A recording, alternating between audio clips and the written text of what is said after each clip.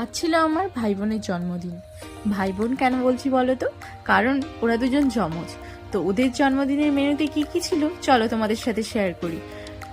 ভাতের সাথে ছিল 5 রকমের ভাজা, আর তার সাথে ছিল ডাল, চিকেন, আর চিংড়ি মাছের তরকারি, মাছের ঝোল, মাছের মাথার তরকারি, চাটনি, পায়েস, আর দেখো কত স্যালাড, আম, যেহেতু আমের টাইম আম তো থাকতেই হবে, তার সাথে এত রকমের মিষ্টি। আর এই হলো আমাদের বার্থডে গার্ল আর বার্থডে বয়।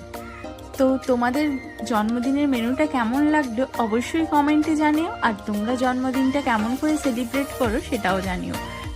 তোমরা সবাই ভিডিও দেখো কিন্তু লাইক করো না, কমেন্ট করো না, তাই আমি বুঝতেই পারি না তোমাদের ভিডিওগুলো আদৌ ভালো লাগে না খারাপ লাগে।